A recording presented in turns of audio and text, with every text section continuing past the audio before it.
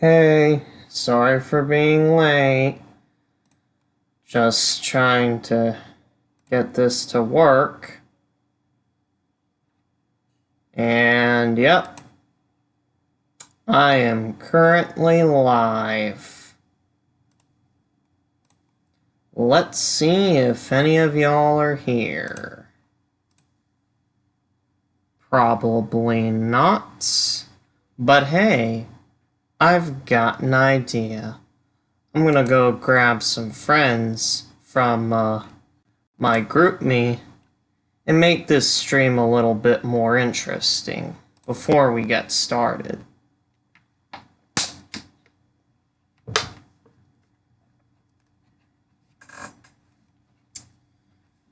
So let's head over here. Copy paste my stream. Or how do I get from here to there? I'll just do this.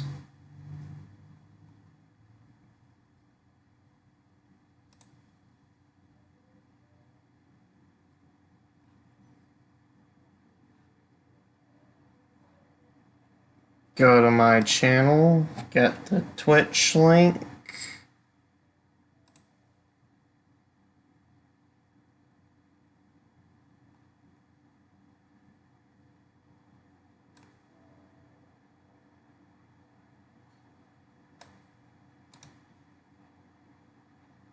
Oh, as to why my get the Twitch link from my video.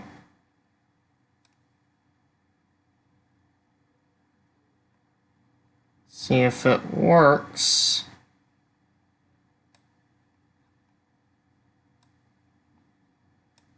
Copy. And paste.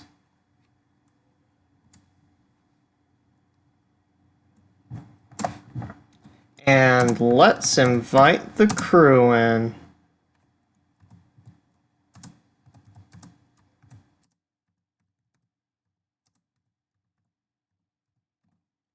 These guys are great. They love to insult me.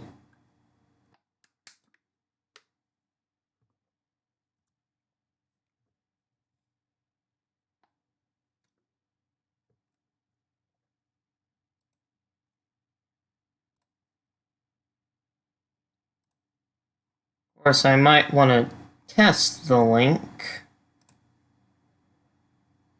See if the link works.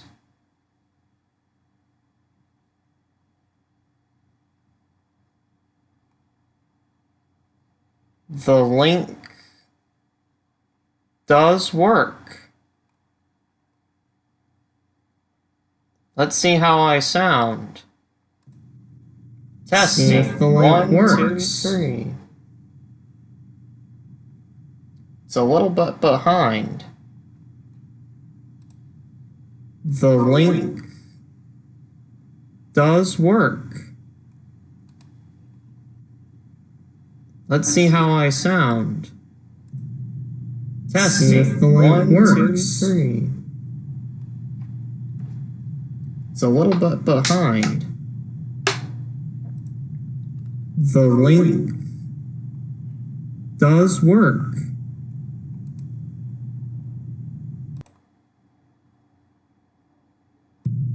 Test see if the link works. Oh geez.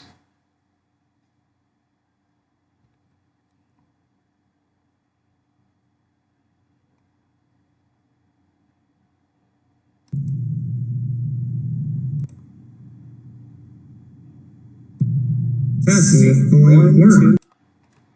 Okay, hopefully that'll stop happening.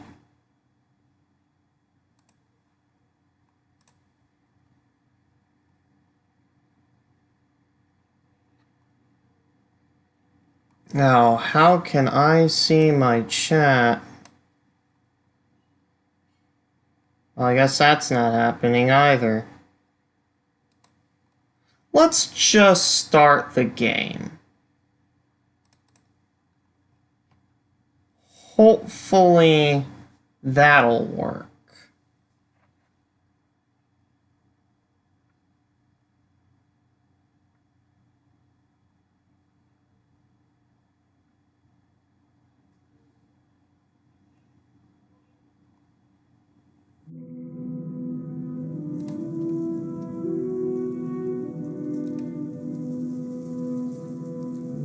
Just gonna double check it one more time.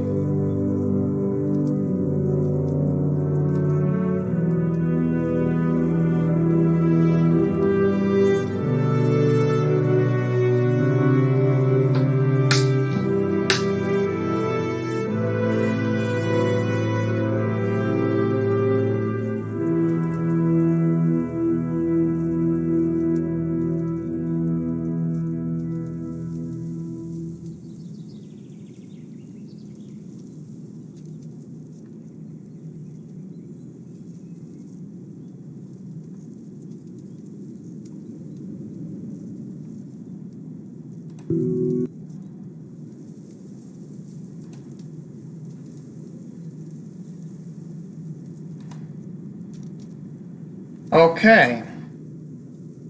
Well, that works.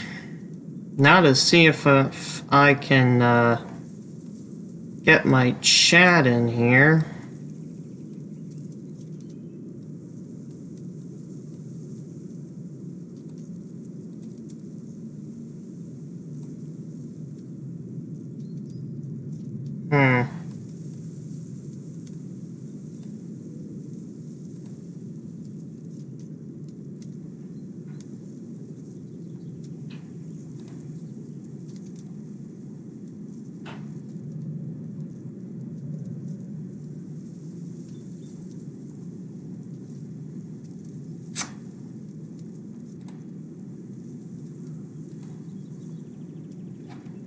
Well, guess we'll just get going then. I'm gonna do this for 2 hours instead of 3, maybe. Yeah, that seems like a good idea.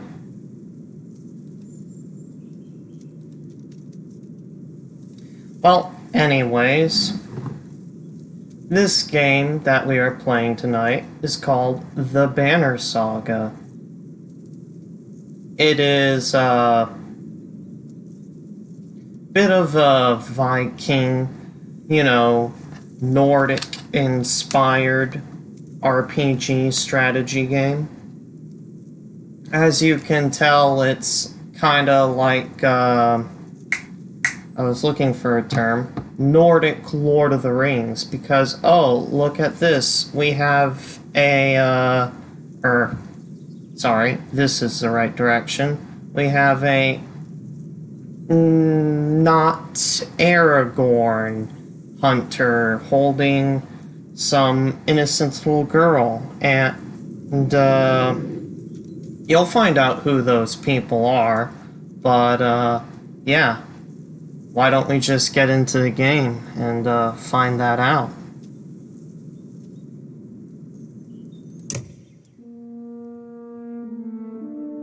The story in the Banner Saga changes based on the choices you make. You will occasionally switch between characters and yada yada. The gods are dead. In their wake, man and giant survived through a tenuous alliance, driving black destroyers called Dredge deep into the northern wastes. Now is an era of growth and trade. Life goes on. Only one thing has stopped: the sun.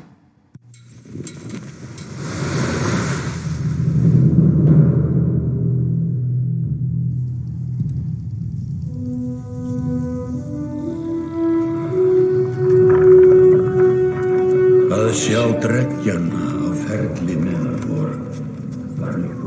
It has been several long months on the road. The first signs of snowfall accost us on our approach to Strand, largest of the trade cities on the Val human borders, and our last collection before returning to the capital. Several days ago, the sun simply came to a stop in the sky. Though during these long winter days, none of us can be certain how long it has been this way. Some of the men in the caravan have taken it as a dire omen. I am not quick to superstition, but I myself will be glad to be done with this year's rounds. So, we are the giants going around collecting taxes travelers for the king from the kingdoms. On the path through Richhorn, our road home. Our captain seems unconcerned. Perhaps he is as eager as I to be done here. We will rest here this day and inquire further when we speak to the governor. As I said, we're collecting taxes for the king of the giants from all the other kingdoms, since the giants provide protection.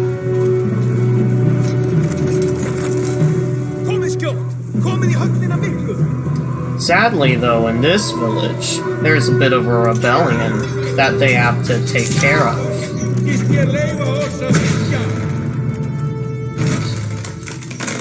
But for the giants, this is just another day of business. Let's get started then.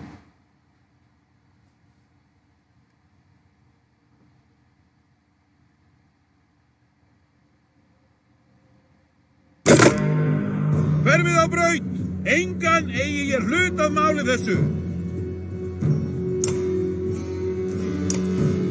I don't know what he said, but it's pretty cute if he thinks he can win.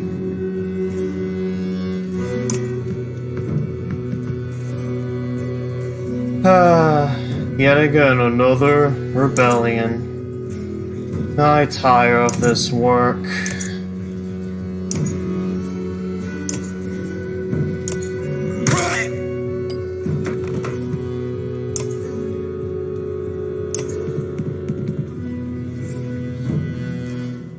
So as you can see,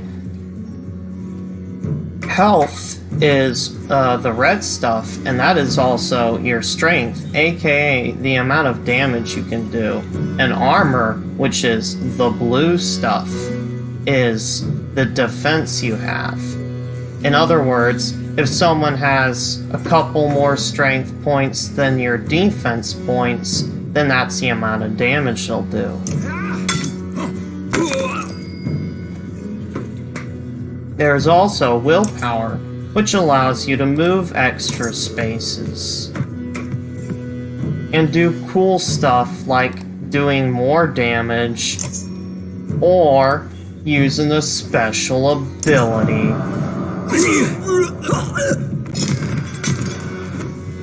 And then pillage is when there's only one enemy left for you to slaughter. Let's finish him off so he can be with his friends.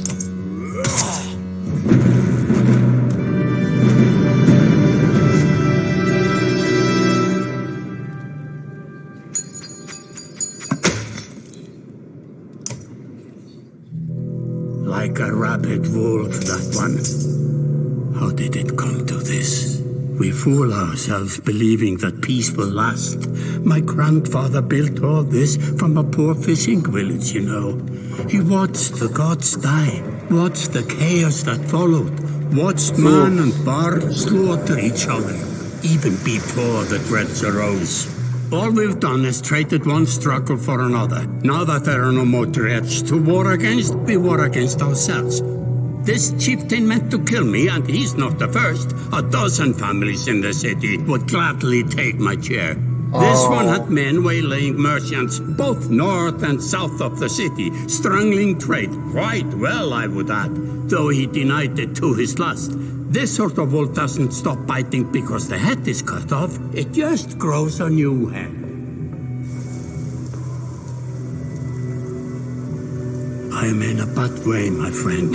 Help me finish this fight, and I'll gladly send you on your way with double our king's tithe. Take any men you need. They're loyal, I promise you that. They will meet you down in the proving grounds.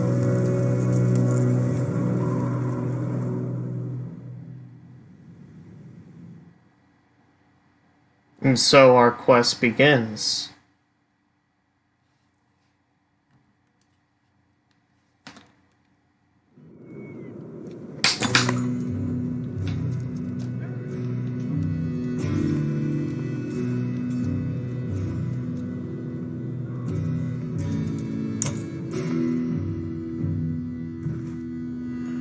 You're approached by a man in the proving grounds. Looks familiar and he cuts to his chase.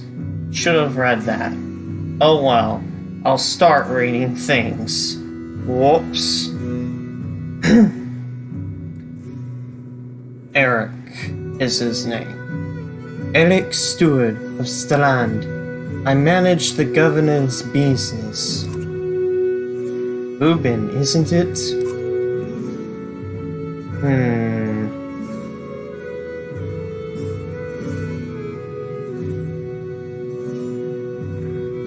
I'm just here for the tithe. I'm sure you'll get it, if not more. The governor tells me you'll be giving us a hand.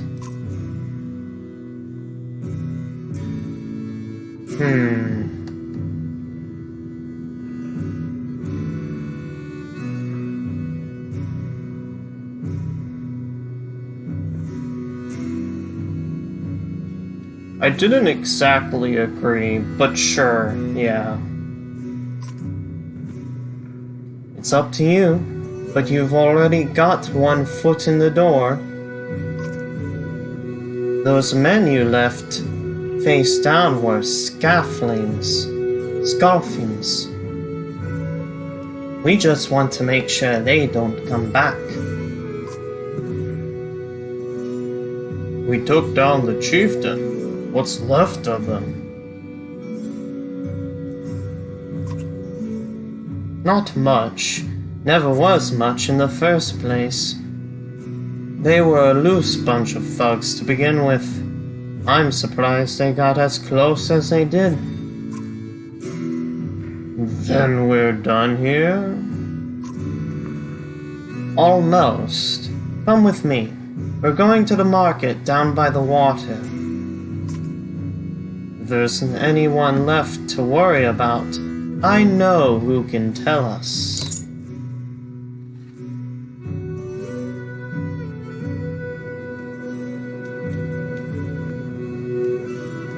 Click the market to visit the merchant.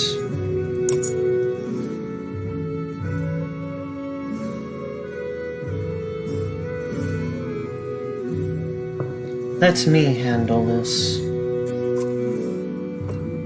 You meander through rows of open-face houses and eroded stalls. Colored canvases flap on a binary current. One man in particular blanches as you approach.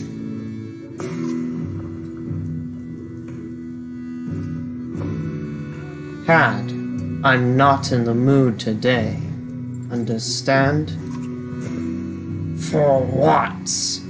For what? Are you not in the mood? Talking to an idiot. The Scoffing's chieftain bled out about an hour ago, Had. So when you tell me what rat's anus the rest of them crawled back into, nobody's going to try to kill you this time. Understood? I don't talk to They don't talk to me.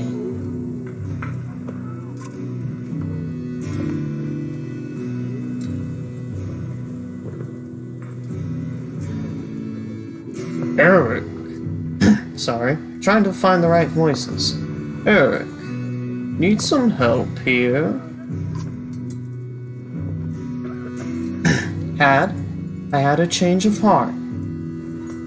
I hope you do give us a hard time. Go ahead, try us. Had sweats visibly, fumbling with some dirty trinkets on his table. Wait.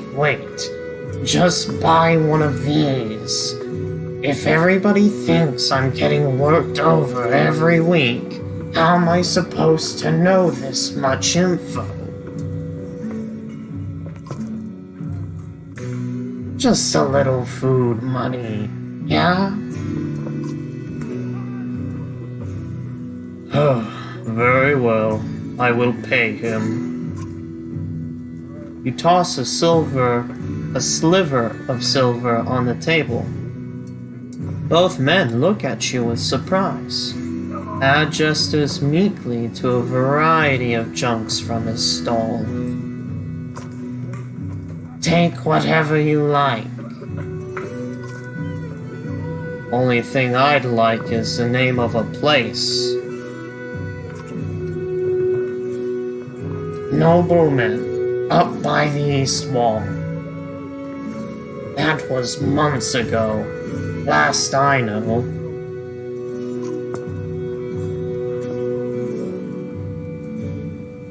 Pat skulks away with a waif of Eric's hand, gathering things from his hovel, disappearing for a while, until this blows over, you figure. Your bodyguard steps forward. Are we done here? Gunnulf, were you wearing green and black? Green back at the Great Hall? No, I just bought them a while. You were walking around. Sorry. No, I just bought them while you were walking around. Why? They look good on you, old friend. I'm glad you care. Gunnulf goes off to look at more stalls.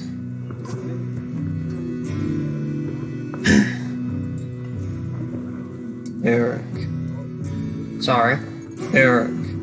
That man of yours seemed unreliable at best. Are you sure about this?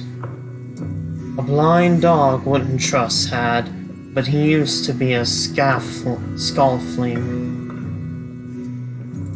If they're licking their wounds, they've probably gone to old haunts, not new ones. Nobleman is a mead hall? Best I can tell, the name's ironic, obviously.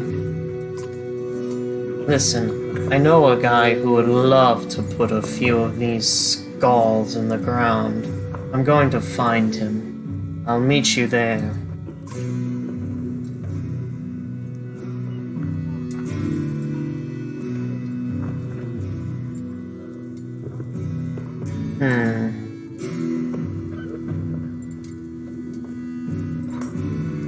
Shouldn't we have an approach of some sort? What a luxury. Come on. You've already mopped up worse today. This'll be easy. Just make sure the governor remembers his promise. Double the usual tithe. Oh, I'll make sure, alright. Sorry, that was Ubin. I'm not keeping track of things. Just make sure the governor remembers his promise. Double the usual tithe. I'll remind him.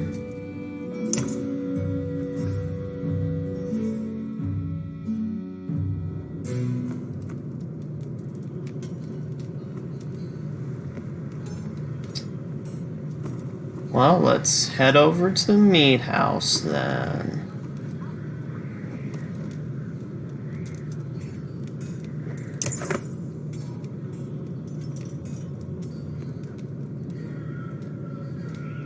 You arrive in front of what must be a nobleman. Be the nobleman. A few minutes later, Eric appears with a weather-beaten man introduced as Valgard. I'll point them out, Eric says over his shoulder. Ready?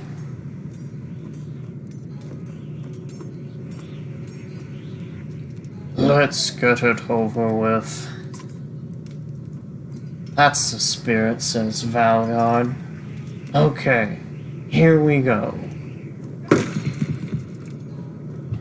Valgard boots the front door open so hard it won't close again without repair. As you enter the hall, Eric is already at the head of the table with his axe drawn. Wide-eyed, drunk and scoffing, scramble to find their own weapons, turning tables and meat steins in the process.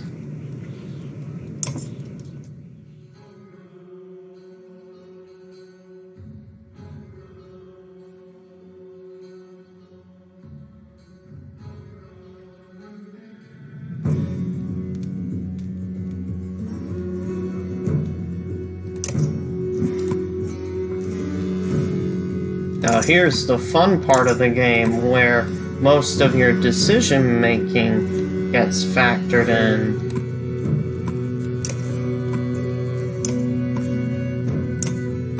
And that's deciding the positioning of your troops. This ought to be good enough. Let's do this.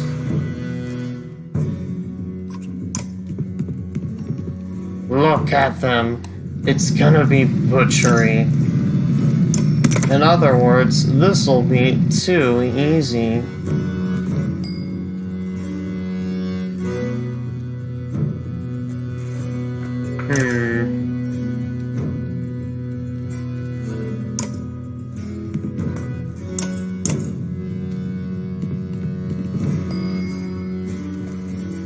Now remember, you want to make sure that your weaker opponents don't get in the way of your weaker units don't get into harm's way.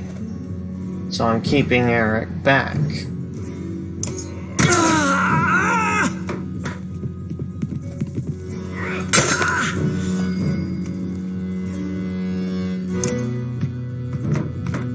Here comes the pain train.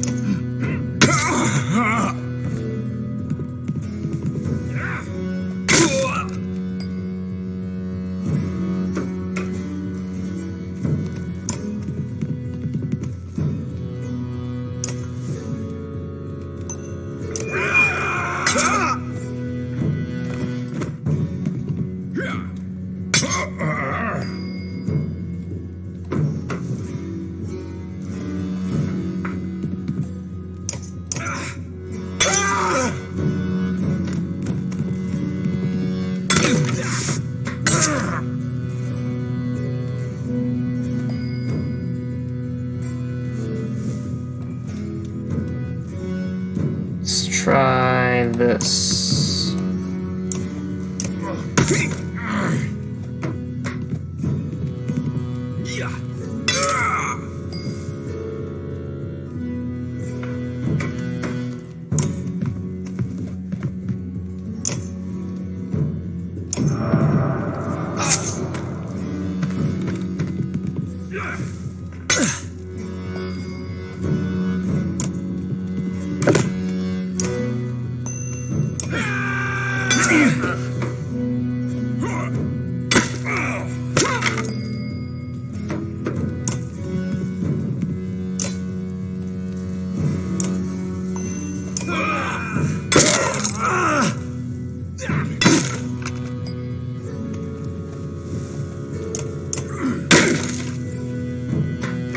and damaging his armor so that I can get some hits in.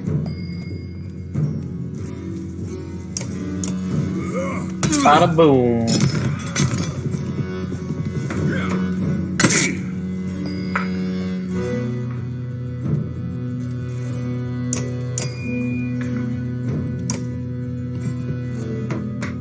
And bada bing.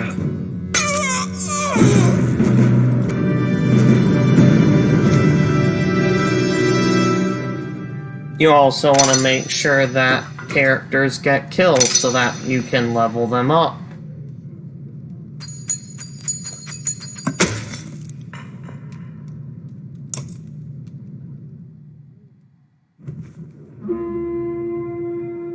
There they are. Gods be damned. I've got to go wash off this blood. Eric is looking out the hall's windows onto the bay. A fleet of longships approach with sails of bold reds and blues. One banner I know well, Wagner. Next for Vol kingship, thus we spoke. The other flag looks important. Yeah, important guests. See what I deal with all day long? Ah, things make a little more sense. You'd hoped I'd have a stake in saying everything's fine here when the royal guests arrived. Not me, the governor. Now I have to make sure there are no rotting bodies or pools of entrails still in the Great Hall before they come by. Can I ask one more favor?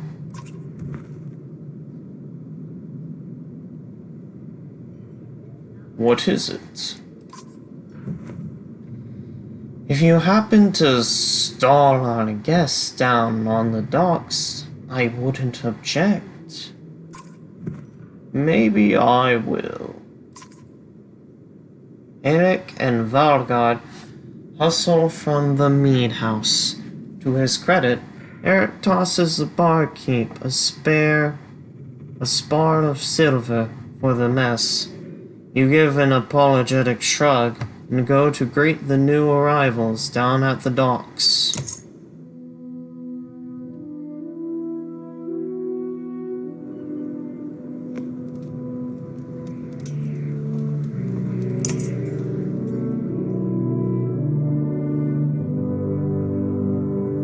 Wagner.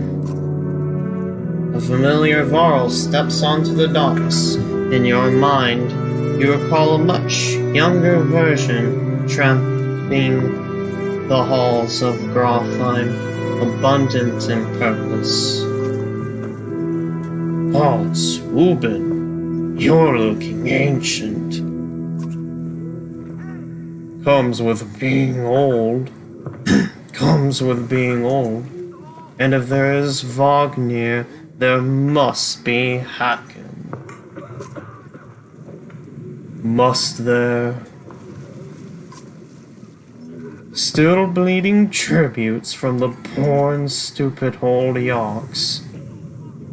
At what age do you lose a sense of shame? Jornder demands it. I'll take that over lingering to death in Grofheim. Speaking of, I had no sense that you were so far from home. Just returned from harboring, in fact. And glad for it. Trying to get Haken's voice down. Let me get a better take. And glad for it. Ugh. Haken motions to the other ships in the bay. Sails still fluttering, golden wolf head emblazoned on red. The king of men, or someone on his behalf. The king's whelp. He's very annoying. King's son, Ludin. Don't you know, Scrivener?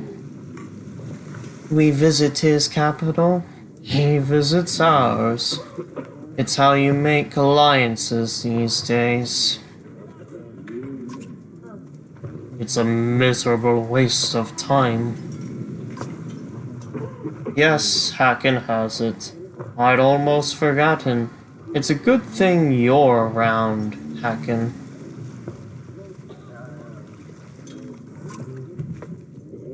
Then you're going to Grofheim?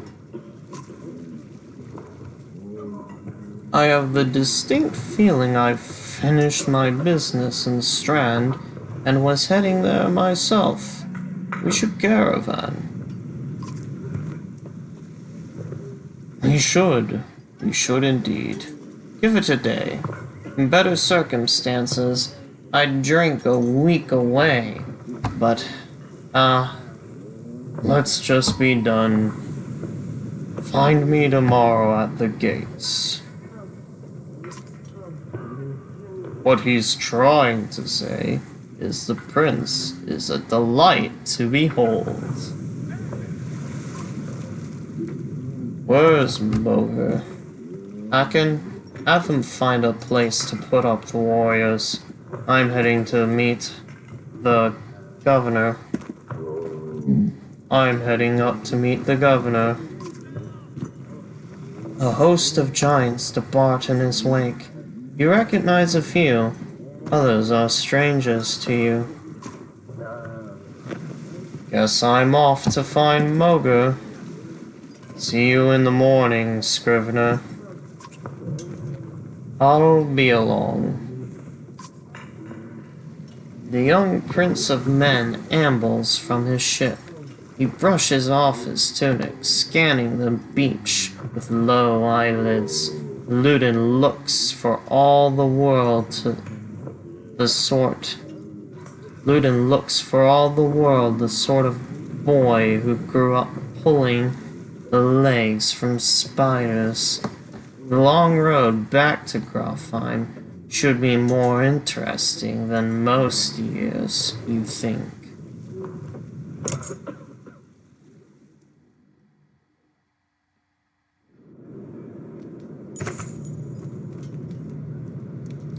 Weariness suddenly settles in, and you chuckle to yourself about what an odd day it has been. One of the governor's men at the Great Hall could find you a place to sleep.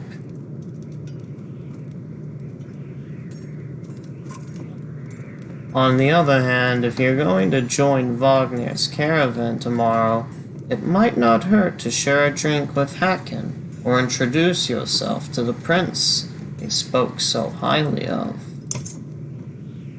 I'm gonna go hang out with Hacken first. Scrivener. You find Hacken in a meat house, surrounded by other Varl. Strand is no stranger to Varl, but rarely sees this many. Hacken waves you over. Went straight for a flagon, I see. Wagner's the one who agreed to pass up a drink. I wasn't invited to the governor's hall anyway. You already missed the massacre. Every year I make the rounds collecting taxes. Every year it's the human settlements that give me trouble. No surprise. What's it this time? When I got here, the Great Hall was already full of bodies. We added a few more. Ha! Humans. I guess if I only lived as long as a Yox fart, I might be desperate to make something of myself, too.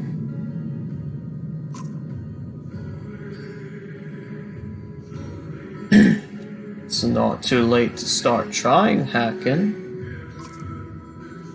Heckin let slip a low chuckle. Any Varl could recount his deeds, known as he is for cutting a swath through dredge at Vornir's side in the Second War. And regularly since then. Down here, I'm a glorified bodyguard. You might have a point. Just another reason to get back to Grofheim. Soon enough, I imagine. You drink until the mead house becomes overbearing, then step back into the cool air outside.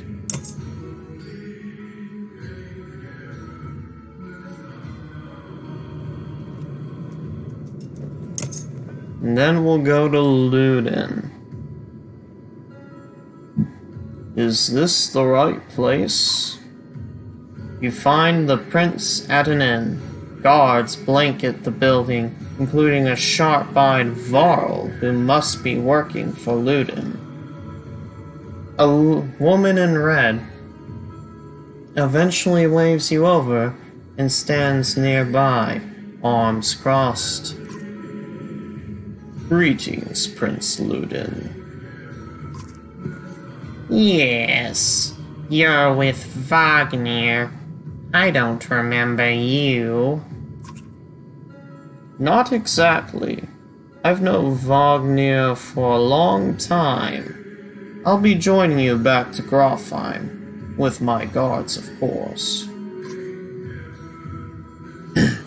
Luden looks up for the first time. The woman doesn't react. Why? I work for the king, carrying ties to the capital. We crossed by chance. Oh, a tax collector. Fine company. What do you want?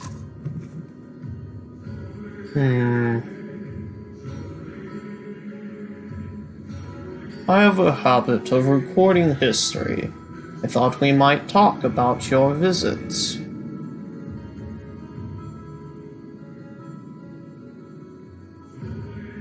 Yeah, that's good. A Varl historian. Aha! Don't you already know? Your king and mine both have been practically trumpeting it throughout the cities.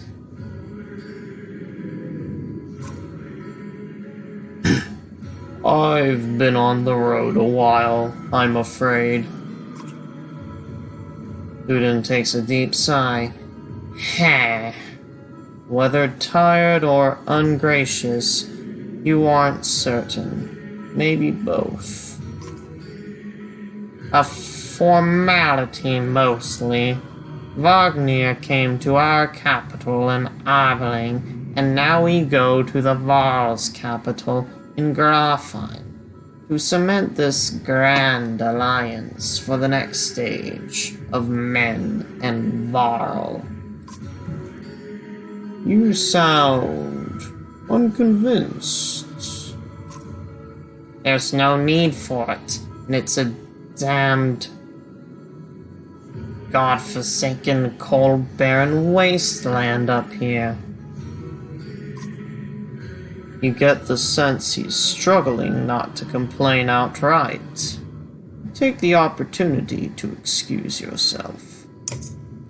Now, the reason why I went with an even more annoying voice for Luden, as if my voice wasn't annoying enough, is because he is a spoiled little prince brat, and he is going to sound like that for this entire playthrough. Hope you love his character, because I sure don't.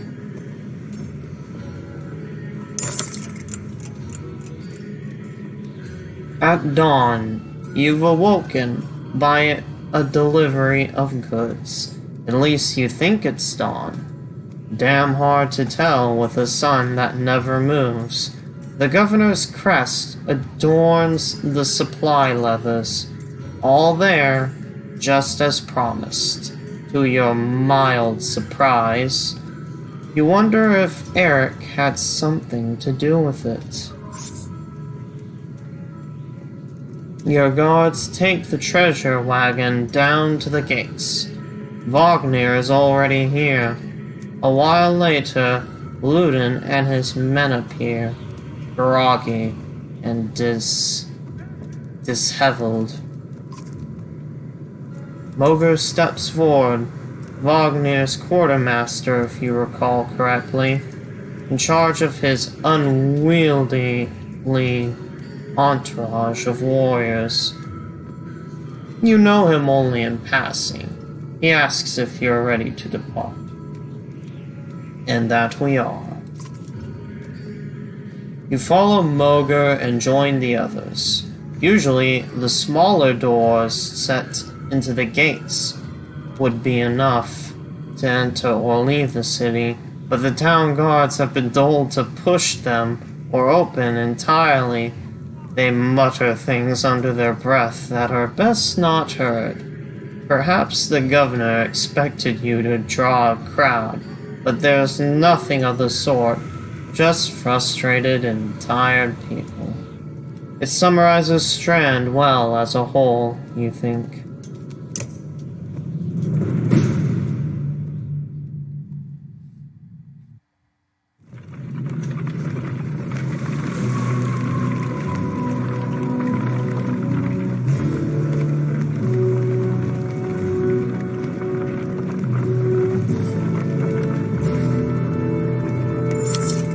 Now, as you can see, there's supplies, morale, and renown. Renown is money that helps you level up, buy supplies, and get items. Morale is how good you'll be in how much will you will have in a fight. And supplies is how much food you have, which will go by after a day passes, or after you rest, which will also make a day pass. The caravan stops for the day. A gift, says Moger, cracking open the mead casks, from our gracious friend the governor of Strand. Hours pass with raucous laughter as the mead is passed throughout camp. Drink a little, drink a lot, or toast to Wagner. You raise your drink, toasting the alliance between Men and Varl. The others join in. Luden's expression is like a stone wall, but the others laugh at your exaggerations. Eventually, you sit down beside Wagner. I'm gonna go chat with Wagner. Thanks for the speech, slurs Wagner. Was a good one, buddy.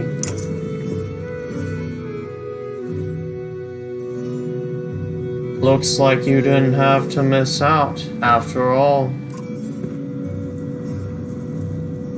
Thanks to Mower, I thought the damned governor would never shut up. Did he give you the history of his entire family? He tried. Then he asked me to clean up his mess, for your benefit, turns out. I'd have given the job to you too. Gods, there's no joy in politics. Ain't that the truth? Amen, brother. Speaking of, what happens after this business with Luden? What are we gonna do next, bud? Hopefully the boy goes back to armoring on his own, and I can take out some frustration on Dredge, or something. Starting to sound like Hacken. You don't like the life of a diplomat, do you? Haha! Don't you miss the fight, Tubin? You down your mead instead of replying. Wagner slouches and shakes his head. There's no great joy in killing Dredge, but pretty sure this nonsense is some scheme between the two kings to force some kind of lineage. Used to be warriors would follow you for what you've done. Isn't that why they follow you now? Is it? Or is it because I'm the next in line? These lines are getting muddy, Varl. They've always been muddy, Wagner. Wagner stares into the campfire, lost in thought. You leave him to it.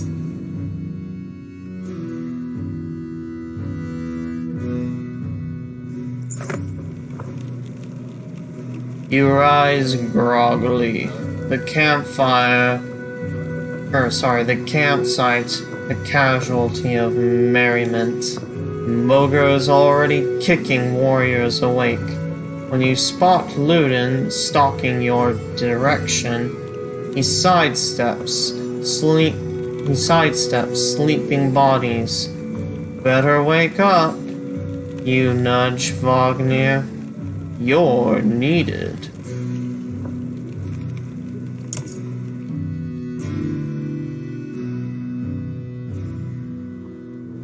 Ah, it's Ludin. Always a pleasure.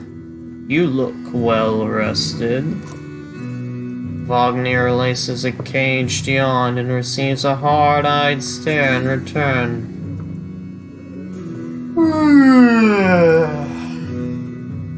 Alright, what do you need, entitled child? How long to Grafheim? Are we there yet? Ha! We're only 2 days out of Strand, you know. Come, I'll show you on a map.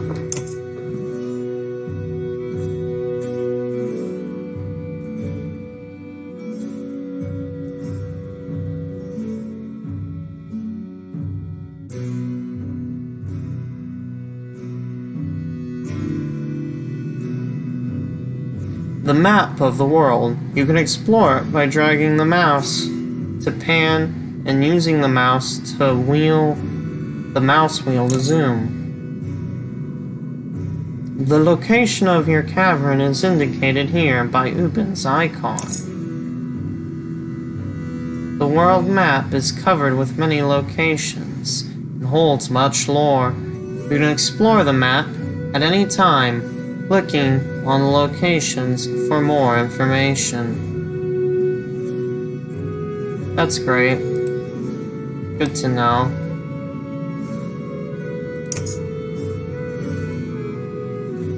I'd like to exit though. Ah, here we go.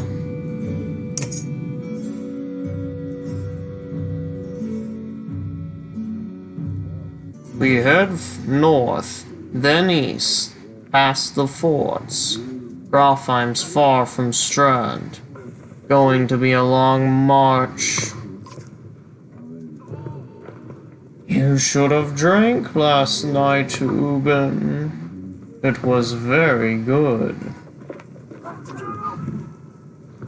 Why not take the ships to Skirmerstead? What's the point of marching? The Silverstone Bay is called that for a reason. It says it stays covered in ice. It stays covered in ice all year. Would tear up the longships. Too bad, though. We could have shown you all the wonders of Skirmerstead. A half-sunken city crawling with dredge, Prince. A half-sunken city crawling with dredge, Prince. Dredge and glaciers. You like glaciers? Huh? Bitch. Ludin exhales through the nose. A poor disguise for his content. He turns and pats aside the tent flaps as he goes, barking at his company in the distance. Don't poke the anthill, Wagner. He seems no happier to be here than you. Spend a few more days with the boy, old friend. Then you'll see why. You'll be looking for a tall cliff to hop off to. Or you'll want to make him go boom, zoom, straight to the moon. Ludin's got a shorter wick than Hacken. And that's saying something. Thanks, Wagner. Let's get moving. Another half day to Verderfell, if we're lucky.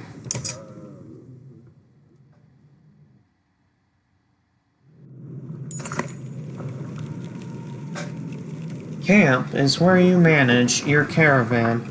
During travel, you can enter camp at any time by tapping the camp button on the travel HUD. While at camp or in towns, you can upgrade your allies or equip items in the hero's tent. Let's go do that right now. Also, you can pass time by using the rest tent. Resting will improve the caravan's morale. A high morale will reduce casualties in war and affect your willpower in combat.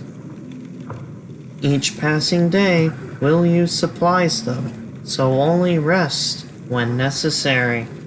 Also, it's needed to heal injuries, but again, only rest when it is absolutely necessary. The training tent will allow you to safely try out any characters in a mock battle. Tap leave at the bottom of the campsite when you're ready to get back to the road. Let's click on the hero's tent.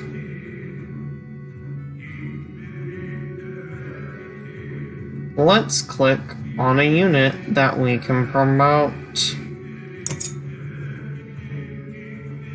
And then, Toriel wants us to look at his abilities. Gunolf's ability is obviously Tempest, which allows him to hit multiple enemies that are adjacent to him. And his passive is Heavy Impact, which deals 1 point of damage upon any adjacent enemy of the target enemy that he chose, or any enemy that he hits directly, in other words. And now, let us promote Hacken.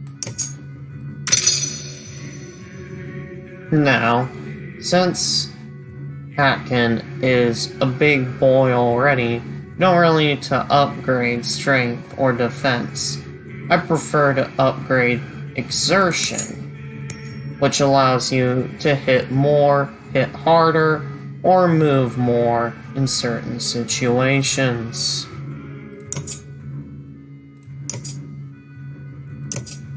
And yep, sadly we can't upgrade anyone else right now.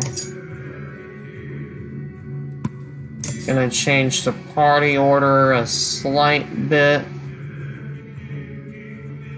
But also I'm pretty sure it won't matter, since this is just the tutorial section of the game. And let's get going.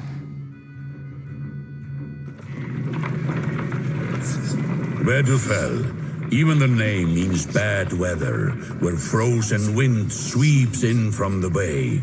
They tend livestock, but most are just men driven from Strand with nowhere else to go. Why else would anyone stay?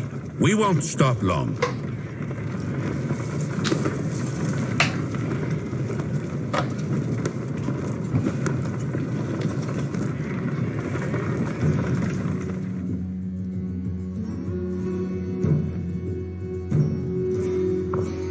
My hard brog, that's a... Oh, sorry. My hard brog, that's a lot of marl for some missing cattle.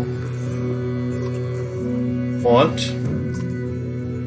Couple days back, sent word to Strand about the cattle.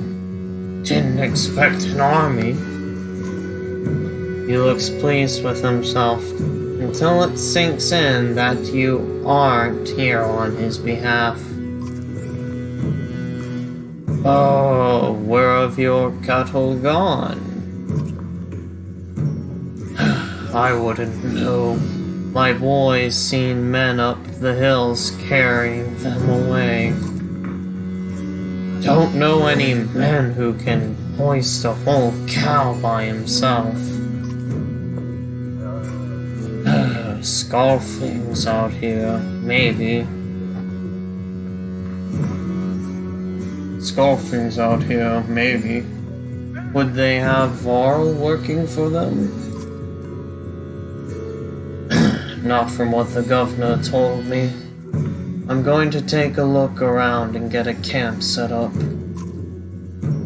The peasant spits, his eyes anxiously darting about as the caravan sets up tents. We'll be here no more than a day.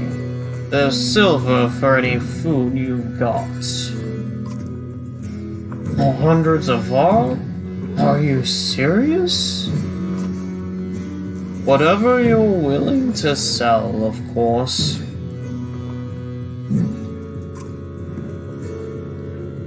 You thinking of squatting? Not enough room for a couple hunters here. Forget hundreds of... Shut up. Hear that? Where's Ludin? Shut up. Hear that? Where's Ludin?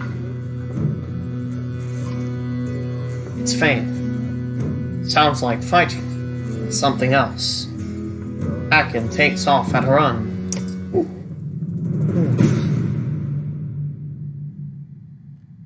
Whew. I've gotta work on this.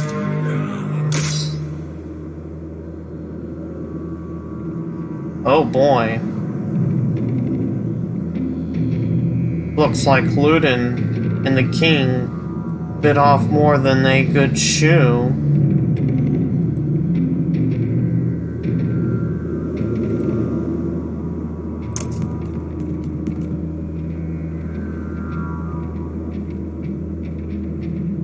Now thankfully, Ludin has a spear, so he has a range of 2 instead of 1. But that's not going to help him here. Especially when he only has a 50% chance of hitting. Whoops. As you can see, deflected attacks do no damage. From here on out, you will fail catastrophically if you don't break armor. Damaging both strength and armor equally is important, because if your strength is no higher than the armor of your opponent, then you will deal no damage to them, or, sorry, you'll deal 1 damage to them at best, and most of the time you'll miss, dealing no damage to them. Get wrecked, Ludin.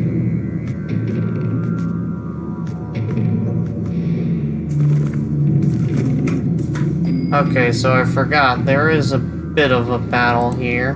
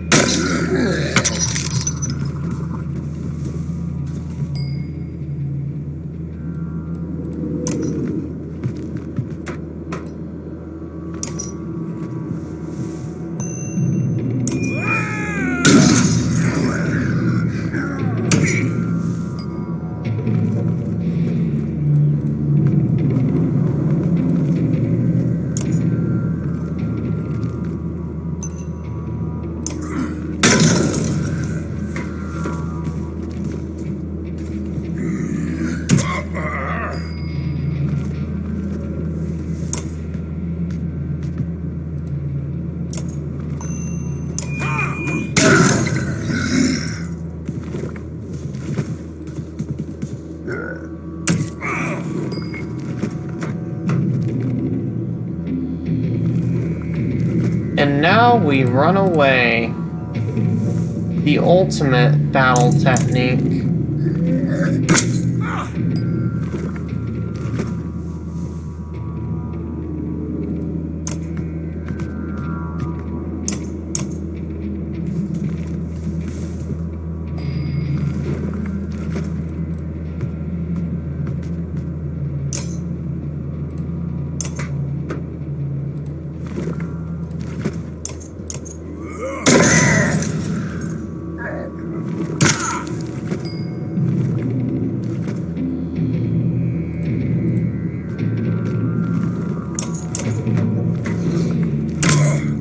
Sadly, the only problem with Gunolf is he has high attack, but low defense.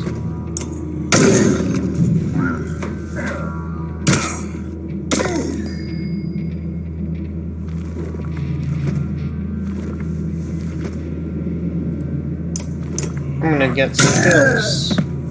Because kills give you willpower on the battle horn.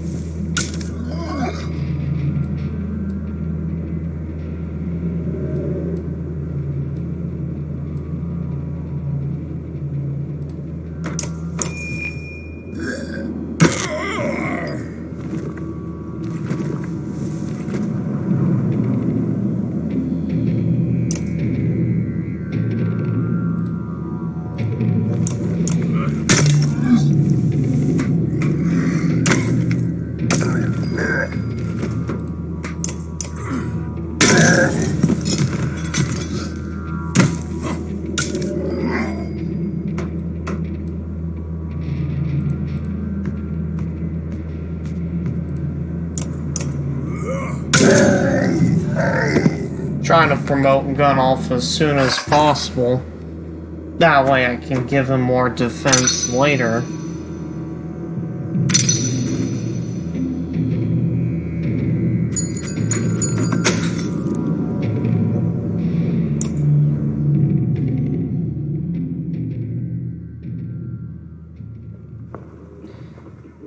You trying to get yourself killed, Ludin? What are you doing? I was trying to get a shot in between the plates, you know, the weak spots. Yeah, those exist, right? You never seen a dredge before, boy? Huh? What kind of idiot doesn't try to break their armor first?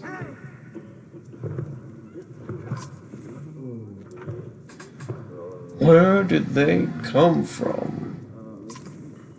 We didn't even see them. They were just there. Out of nowhere.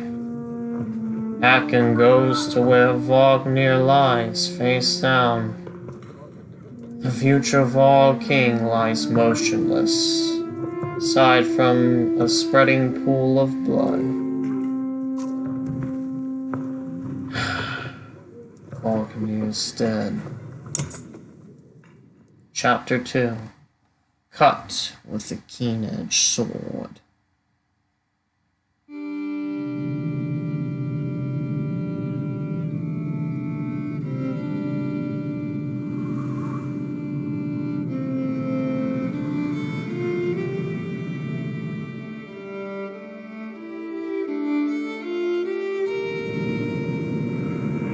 Oh, jeez. Where did that thing come from? Shh. Stay close. I think it's us. Don't worry. We've got this. I think.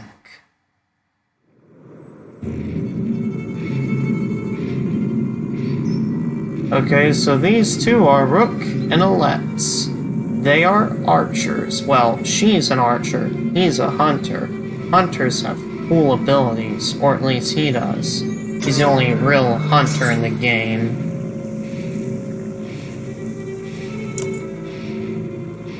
Now, we'll see how far he can move.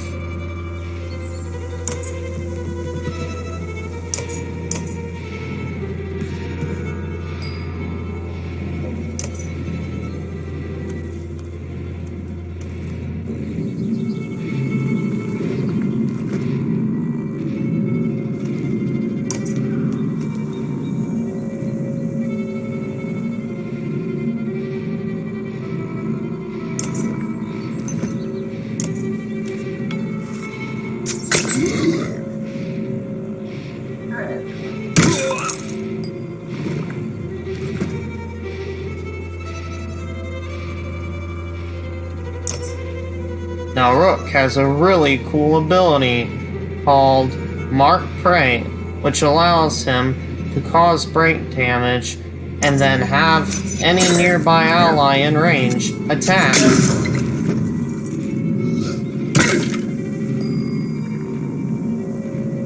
And then Alette's passive ability, which all archers have, is Puncture, which allows them to deal bonus damage for every point of armor their target has lost. Their target has lost, but it only works if they don't move. So, archers are units that you want to try to snipe with. Have them behind the front lines, and have them take out their targets from a distance after you've whittled them down.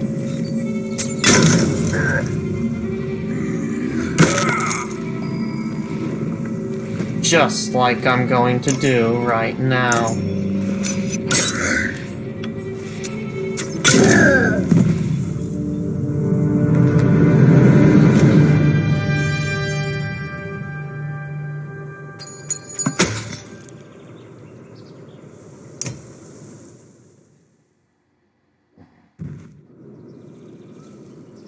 Was that it, Lidge?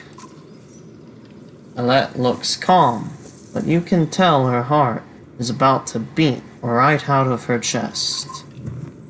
It was. Let me see. Are you hurt? No, I'll be fine. When the Dledge attacked your cart, the Yox bolted. It spilled most of your supplies.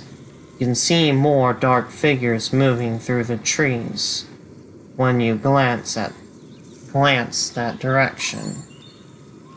All that food. That's the least we're going to get before winter. That's the last we're going to get before winter. What do we do?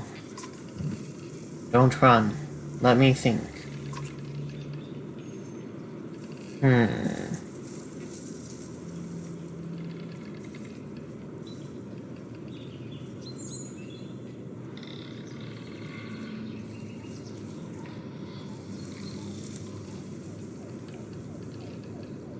If we hurry, we can gather them before more dredge appear.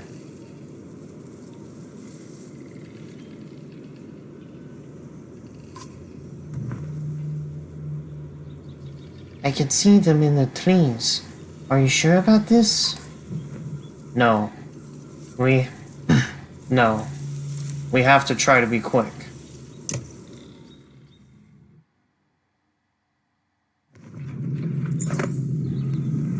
Alette calms the ox while you frantically toss supplies back into the car. More dredge emerge, but you manage to get the cart moving again before they can close in. The colossal figures slowly recede into the distance.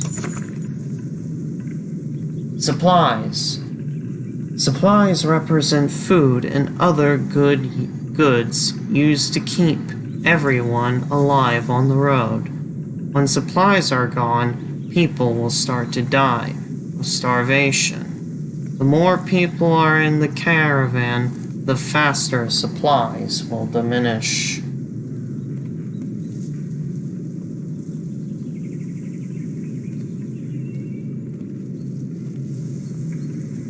Oh, finally, someone's in the chat.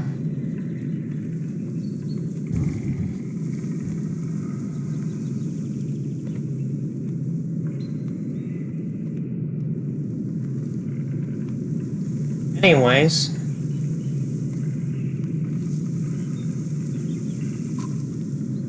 you can see how many days of supplies you have left on the travel display at the top of the screen. Most towns will have supplies to sell, as well as a few items.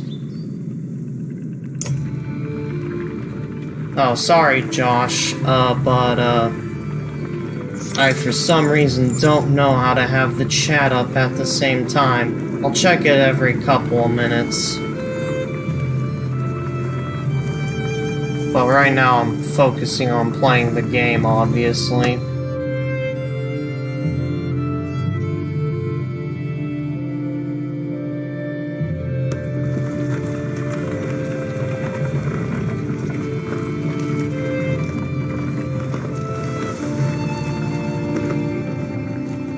Expected to see the dredge with my own eyes.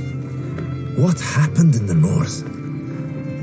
Already we see more between the trees as we approach our home, and Alette grips my hand tight. We must find Ivor.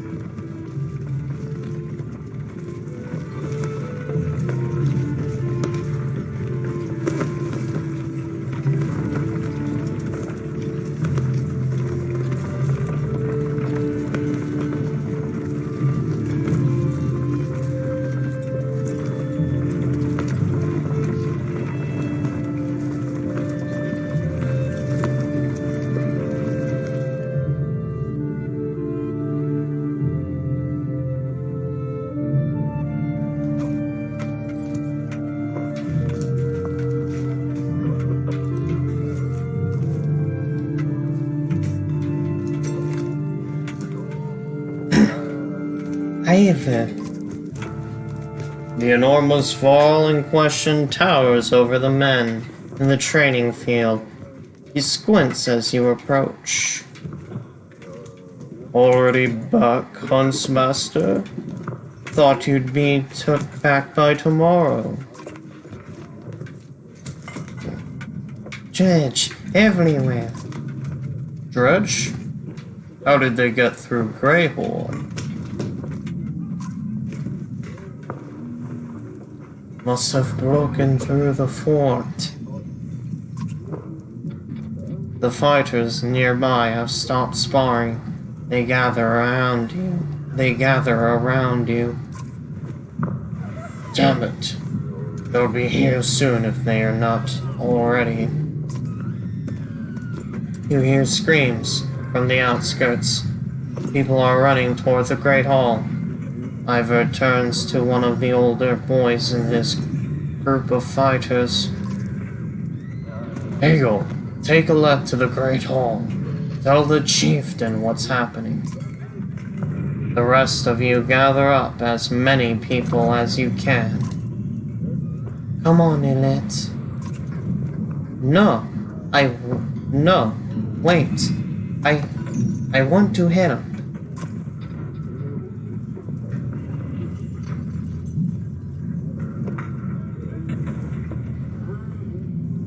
Go with Hegel, Alette. It's for your best. Alette looks like she might protest, but scowls and runs off to safety. Gods, Rook. Don't start telling them I know what I'm doing.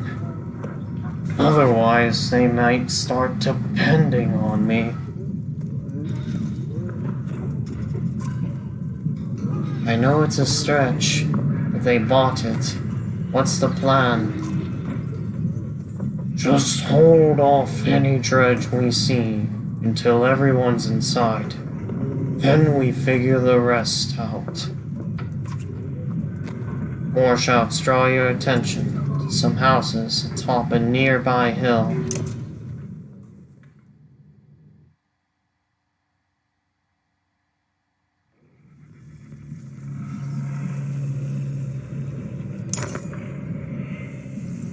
Sure enough, dread are gathering in number.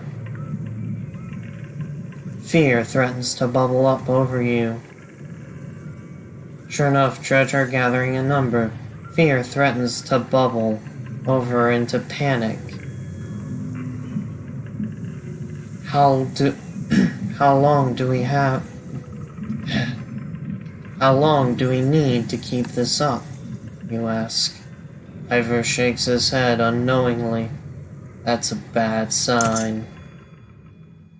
It's about to go down. Oh, and Lisa left behind her bracelet for us to use. That's good. I'm gonna just have her dad, Rook, hold on to it for keep's sake. Especially since it gives and boosts the stats.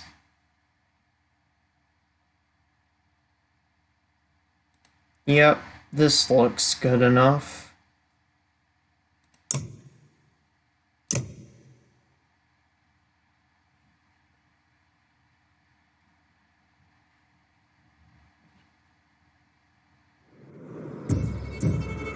Now to do what a madman would do, which is take on a bunch of dredge. And I mean a bunch of dredge.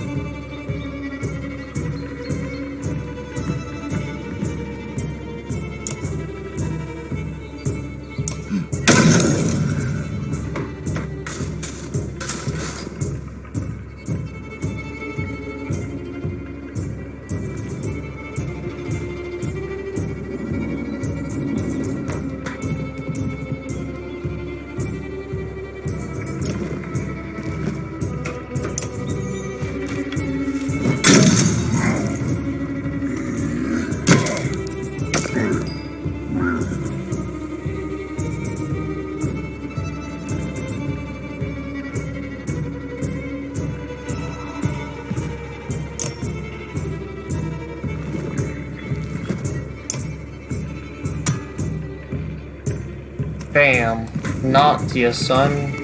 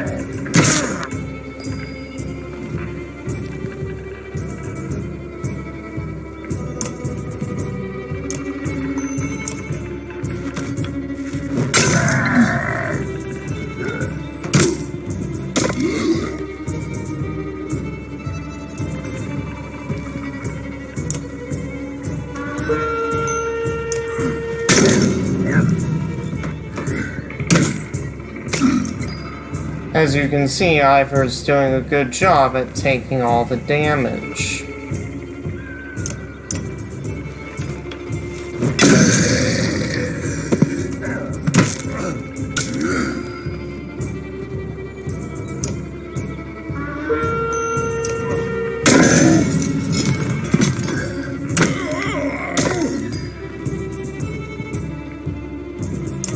And there we go.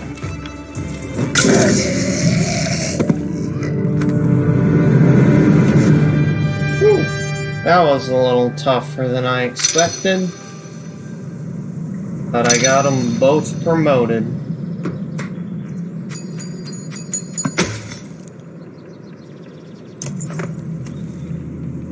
Difficulty. Combat can be unforgiving. Don't hesitate to change the difficulty of battle if it leaves you frustrated or you find yourself needing a tougher challenge. That, or if it's too difficult, you could just save scum your way to victory like me.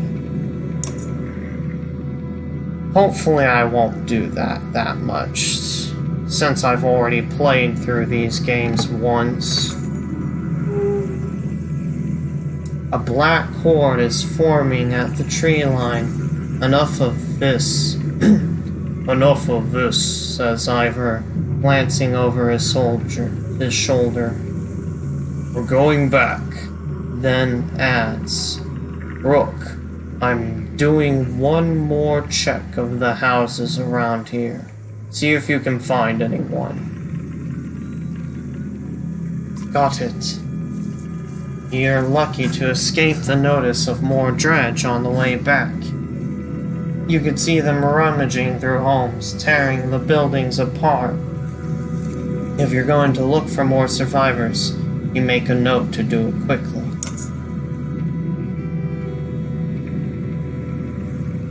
Now let's upgrade our heroes.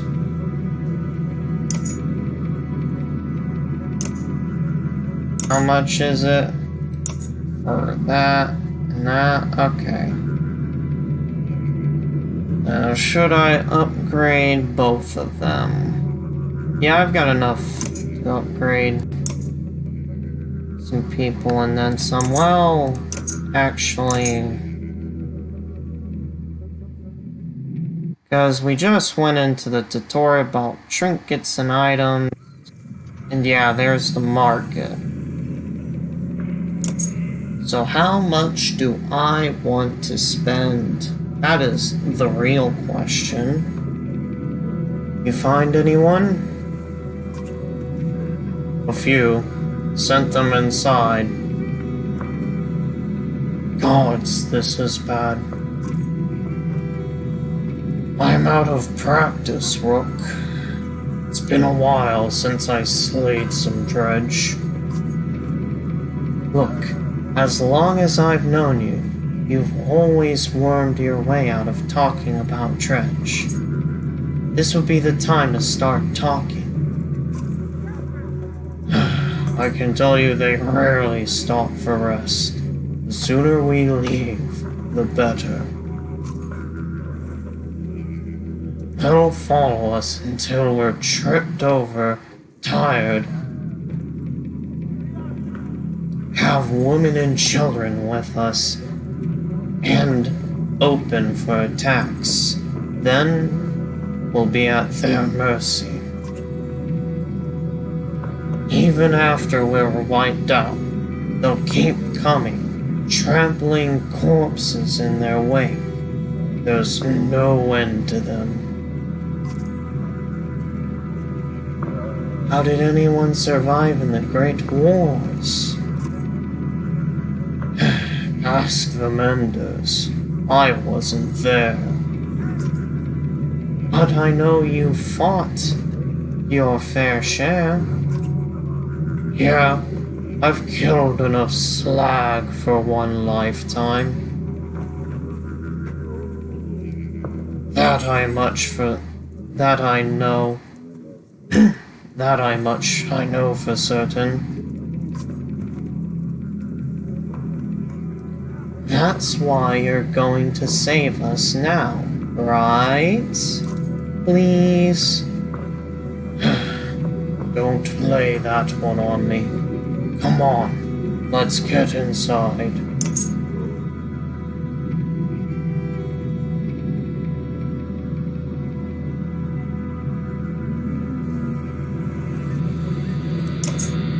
So the market is where you can get supplies and trinkets. Trinkets are pretty useful. They're pretty darn useful. How many supplies can I get, though?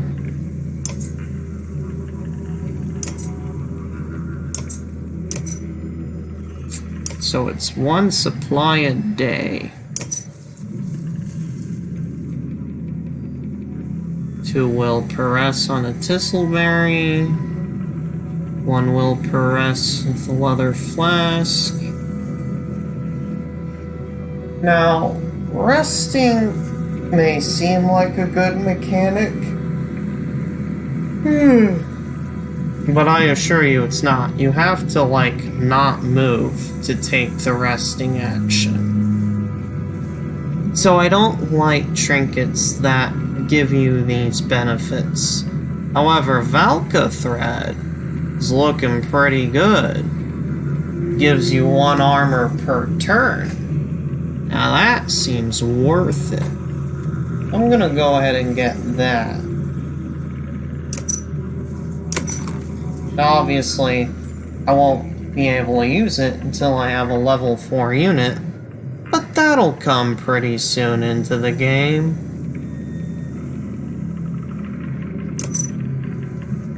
And then I'll get some supplies, and then that'll be it for now.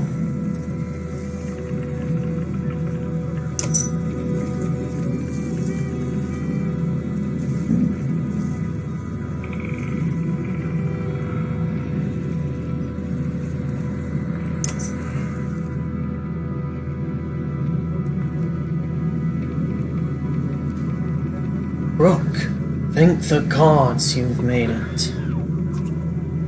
The Great Hall is an utter din, filled as it is with dozens of terrified families.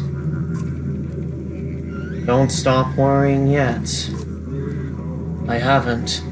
What in the depths is going on? Dredge milling around, ransacking houses? The chieftain's wife finds you, pushing through the crowd. They must know we're here. Why haven't they attacked? Why haven't they attacked? This is Oddleaf. Oh, hello, Oddleaf. AKA totally not the Elven Queen from Lord of the Rings. Again, this game has some Lord of the Rings character design elements in it. But I think that's a good thing. Like, it's very Nordic Lord of the Rings. And I, kinda love that mythological theme it has going on. Don't know? I wouldn't expect it to last. I've made some decisions, but tell me straight. What would you both do in my place?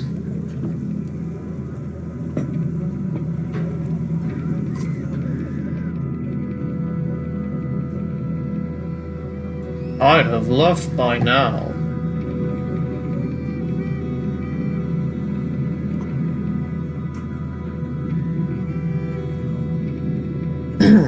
I'd have left by now. They're already outside the doors. Not so easily done, Rook.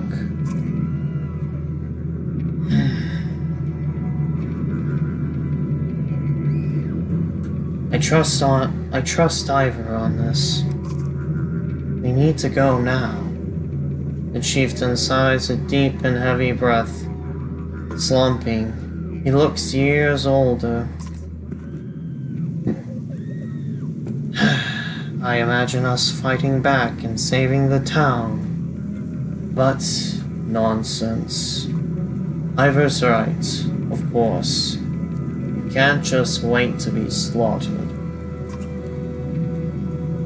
Where do we go? If Dredge are coming down from the north,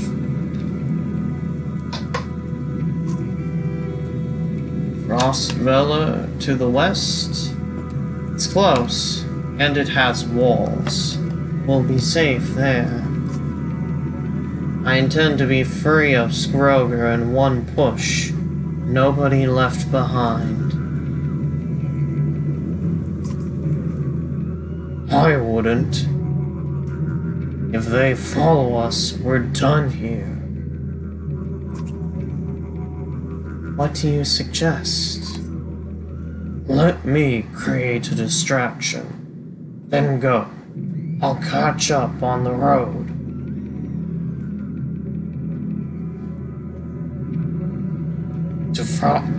Then go. I'll catch up on the road to Frostvilla.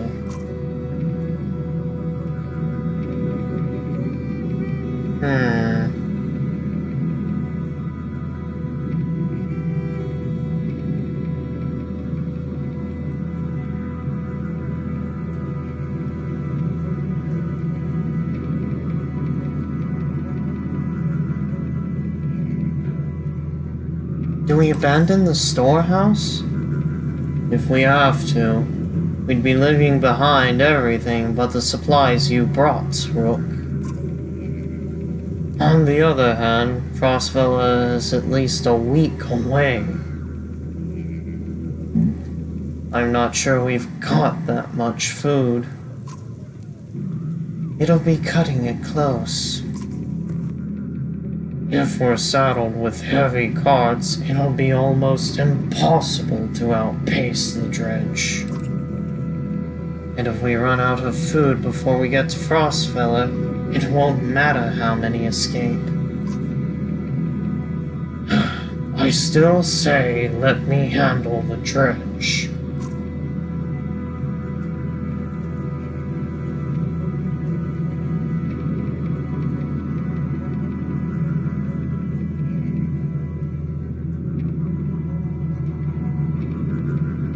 We can't afford to leave the food behind.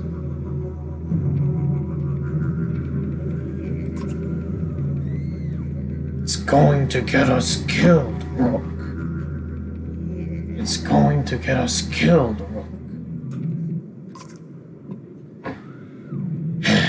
Die fighting Dredge or starve on the road? I'd rather fight. I agree with Rook. Then I'm counting on. Then I'm coming with you. That catches you by surprise. The chieftain rubs his chin, but doesn't argue. From the training she's given Alette, you've no doubt she can handle a bow. Fine, I'll get the townspeople ready. Take some of the fighters and gather as much food as you can. Tell us when you're ready.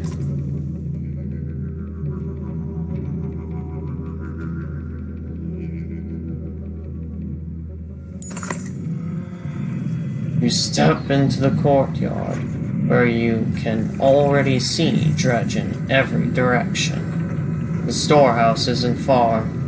You slip inside and start loading carts while Ivor and the half-dozen men who came along with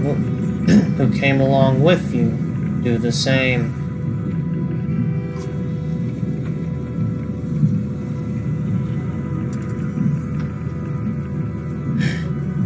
When you've gathered as much as you dare, Ivor takes up position outside the Great Hall. Dredge have already taken notice, watching closely. Come on, he mutters, and people begin filling out of the hall. Almost immediately, things begin to go wrong. Some Dredge go after the yaks tied to supplies. while others lunge at carts with chickens. Terrified men pull axes, and the dredge respond in kind. Not far away, you spot Ivor raising his shield, cursing. You prepare for the fight.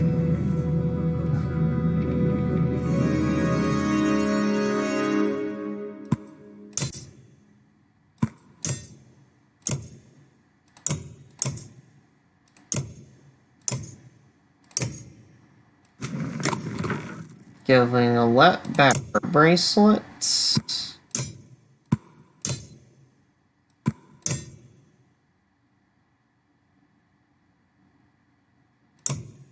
Promoting Rook. Going for exertion.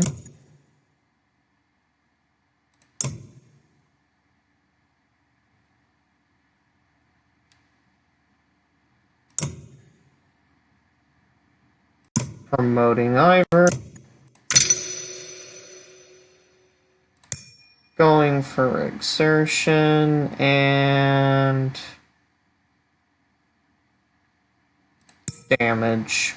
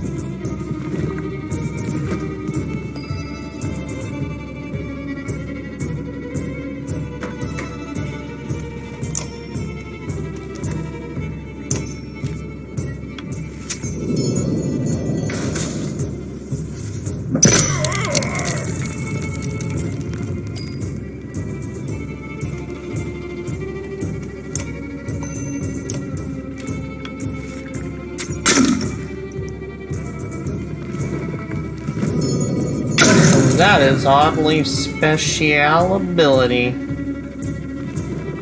Being able to hit things like that.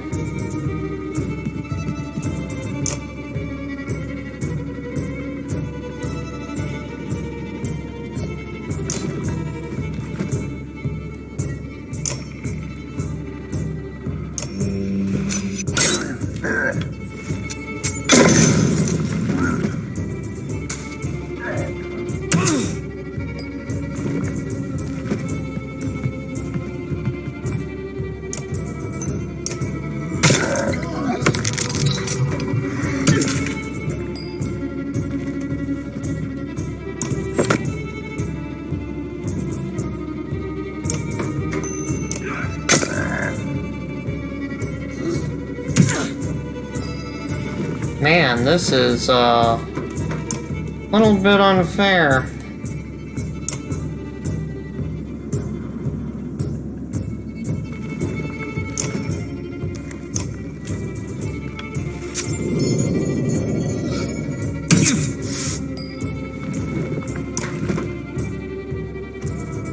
Let me just take care of this.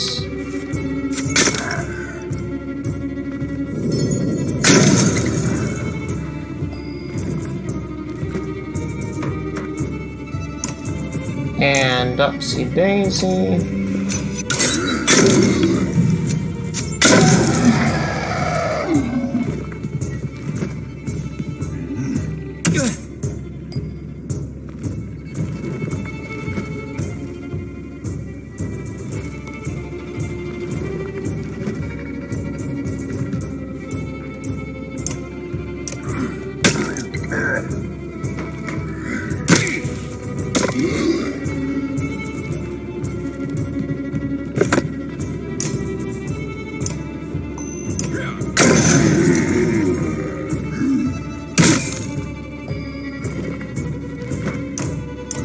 Boop.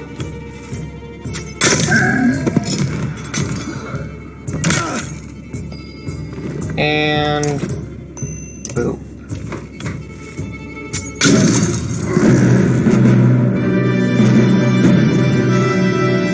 Gotta get my archers leveled up, so that's why I was playing very conservatively.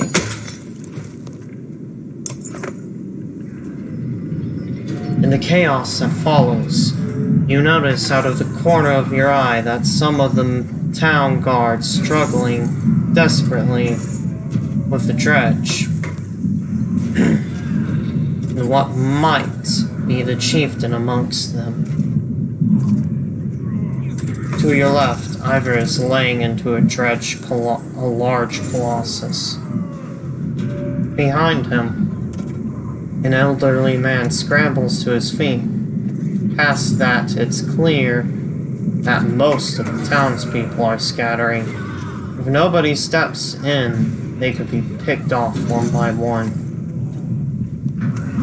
Nearby, a ox cart bleats pitifully as dredge wrestle with the wagon tied to it. Another cart has been toppled beside it and abandoned. You could end up losing more food and supplies than you started with. Well, gonna have to get Ivor to help retake the supply cart. Without food, it doesn't matter how many people escape. Ivor, you shout, burying your axe into the nearest dredge. With a grunt, he joins you in fending off the dredge around the supplies.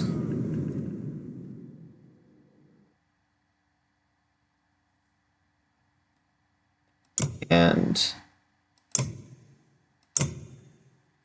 we end the next mission. Only got 4 renown from that, so guess we'll have to dish it out nice and evenly.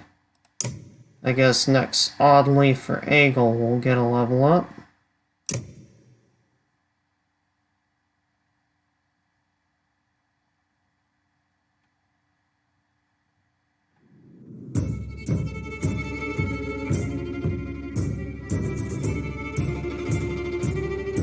Well, this is going to be a bit more complicated.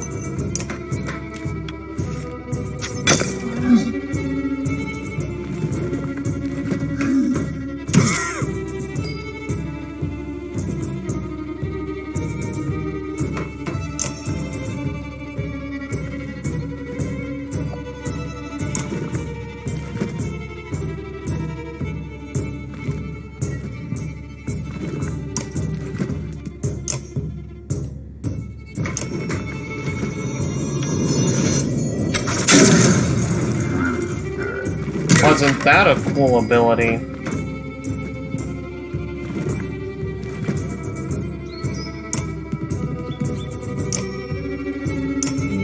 How to destroy this guy.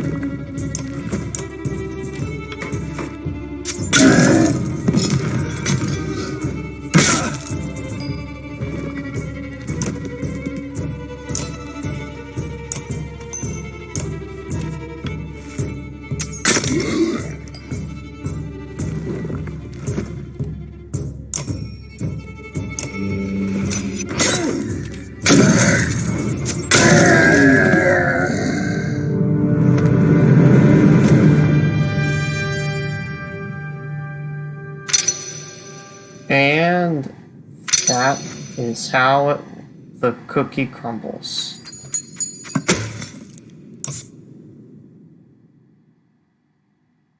Bam Zam. Thank you, ma'am. Oh, I'm getting tired.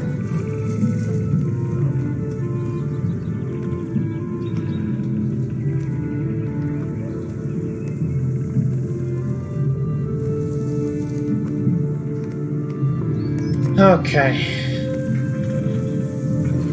Fighters notice your victory and scramble to help throw supplies back on the wagons. You gather what you can and get the ox moving. Soon you've put distance between you and the dredge. Survivors gather as you flee, fewer than you had hoped. You see Oddleaf as she emerges from a row of trees, struggling to bear the body of the chieftain in her arms. Her face is blank. Helping her to the caravan, you cover the body with a cloth. The chieftain's death hits you like a punch to the guts. Only at Ivor's insistence does the caravan get moving again to Frostville. Alette's hand clasps tightly around your own, and you walk together in silence.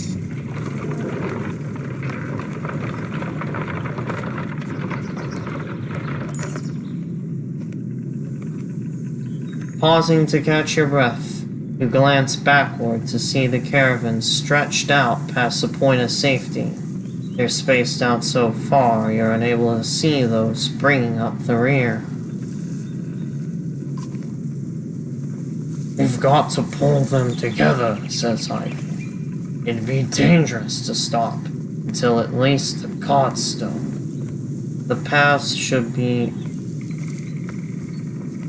Until at least the Codstone. The path should be just ahead.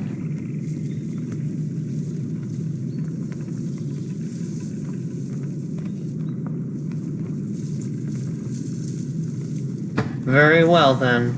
I shall rally the caravan with a speech. You make your way to the rear and hoist a small child onto your shoulders. Fight for every step. Remember those who didn't make it, and push onwards. The clansmen see your effort and follow suit, pushing themselves harder.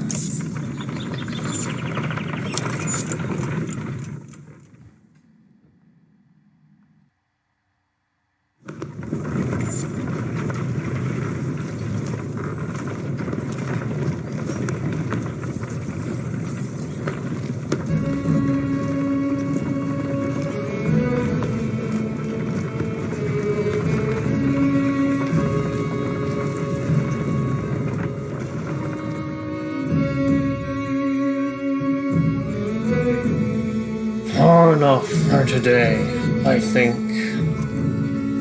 After a day of misery, men and women drop their meager possessions beneath the godstone of Hridvalde.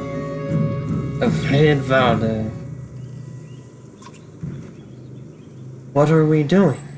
We just left our homes because suddenly there were dredge. Sorry. What are we doing? What are we doing? Just left our homes because suddenly there were dredge. Probably shouldn't be looking to me for advice. Look at these people. Somebody has told them to... Somebody has to hold them together. That's you, Rook.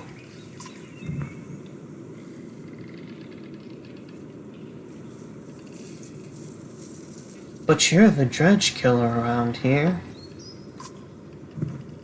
Yeah, of all. They want to listen to someone who looks like them. Not me. What about Oddleaf? Let her, if that's easier for you. What if we run into more dredge? You mean when we run into more dredge? I'll be honest with you. These men can't take on dredge by themselves. I expect we'll lose 2 for every slag we take down. So we run? Only if you want to lose more women and children. We're going to have to fight. And there are going to be deaths. Gods be damned. Why is this happening? Think how I feel. I'm stuck nursing a bunch of weaklings. You do care. I can tell. Men are a plague on the world. Worse than any dredge. As far as I can tell. Chats like this are why we get along so well, Ivor.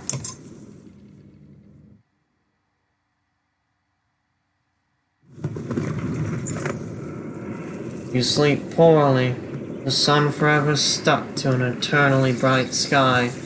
Before the others rise, you find yourself staring over long, low hills covered in pine.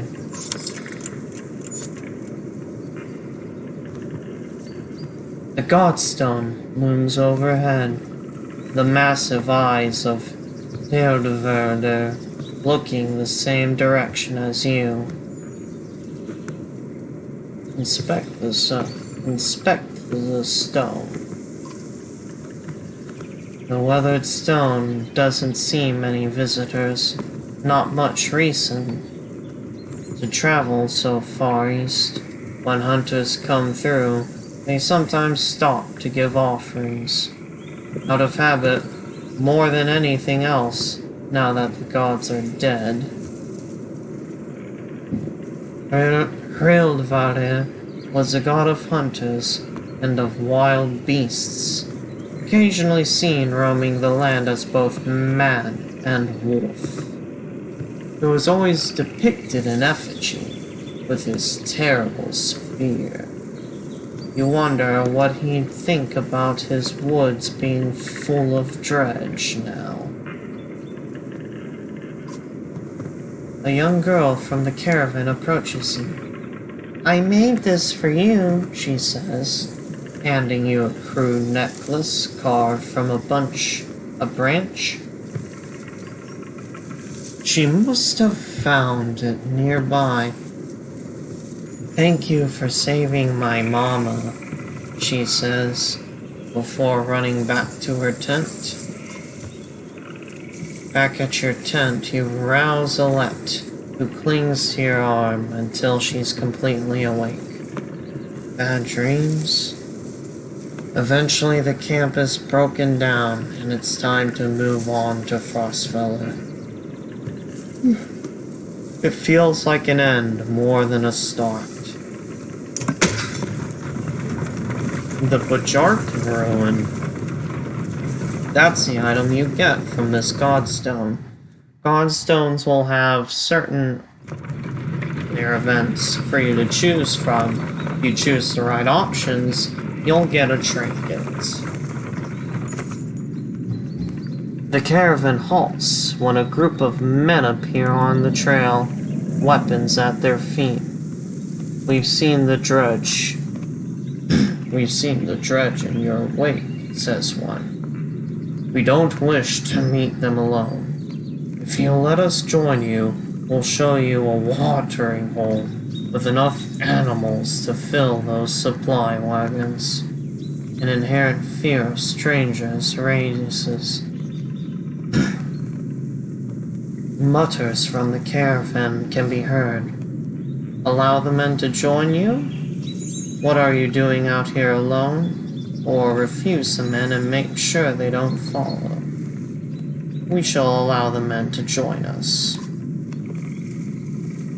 If you'll be no trouble, come along, you say. The men cautiously join your ranks and prove trustworthy. The hidden watering hole nearby is teeming with animals, and soon your supplies are nicely restocked.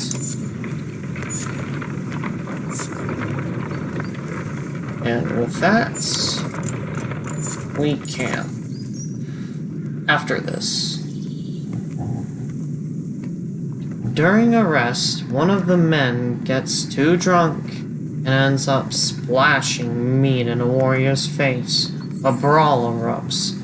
Many thrown fists and a broken bone later, the instigator, Ravensfatter, is tossed on the ground at your feet. Angry clansmen looking for satisfaction. His personal defense is little more than drooling mumbles. Do we coerce a public apology from him? We'll laugh off the scuffle, or encourage others to let the issue drop. Nah, let's just tie him up until he dries out. It's what you should do with drunk people. You grab a rope from the supplies and make short work of the salt. A few onlookers throw scraps at him, but most just walk away with a laugh, at least content that some measure has been taken. And now we camp for the day.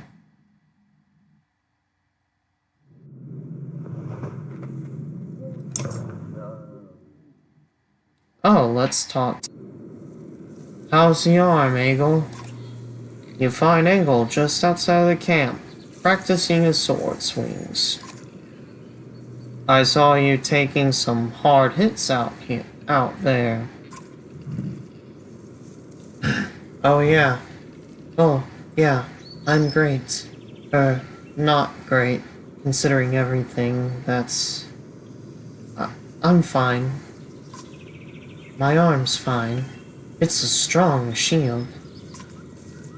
It's Rook, right? I know we haven't talked much before now. But if you want, just call me Gil. Okay, Gil? I wanted to let you know that I meant what I said before, about making sure nothing happens to Alette. I've never seen a shield like that before.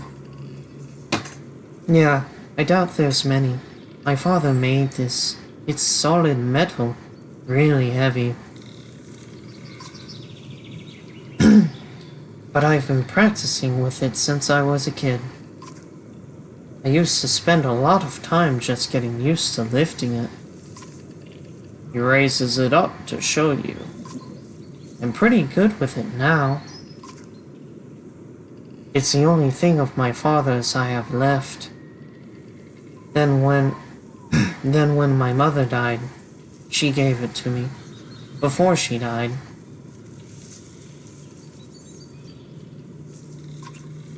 Yeah. Ivor seems to think you're pretty good. Did he say that? That's good. I'm trying. Never had to fight anything like Dredge before, but I don't have much else to do. And how many people get to train with a Varl? I'd say that's a pretty rare opportunity. Just seems like I could be help to someone, you know? That's what I want to be. Eagle's a nice, pure, wholesome boy, guys. You're protective of Olette, huh, Eagle? Well, she's, I don't want to, you know, see her get hurt. You can see cheeks. You can see his cheeks turn bright red. Aw, he's got a crush on my daughter, Olette. Don't worry, she can take care of herself, too. I know. I mean, I didn't mean to say she couldn't take care of herself. I just want to defend her and protect. I must protect. Easy go, easy go. I know what you meant. That being said, it's gonna take a while before I can trust my daughter to you, okay? But good boy, good boy. I'm heading back to camp. Stay strong. I will. Oh, and if you need something, let me know. I can do anything you need. Between you and Ivor, we're going to be okay. I can tell. What a good boy. What a lad. Anyways, let's finish leveling up our team. Leaf needs to level up.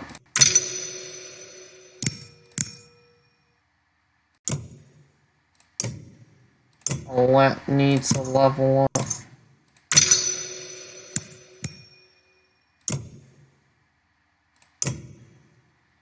And does Rook level up?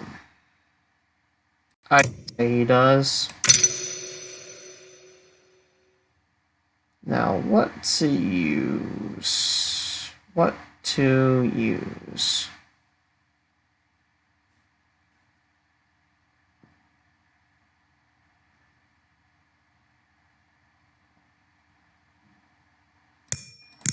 I'll get his defense up to 10. Might need to in case of something going wrong.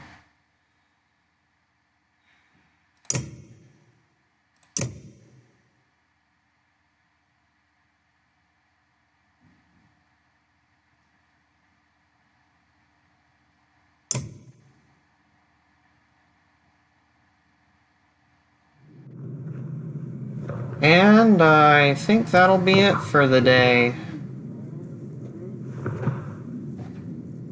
This is the Professionalist tuning out. Bye.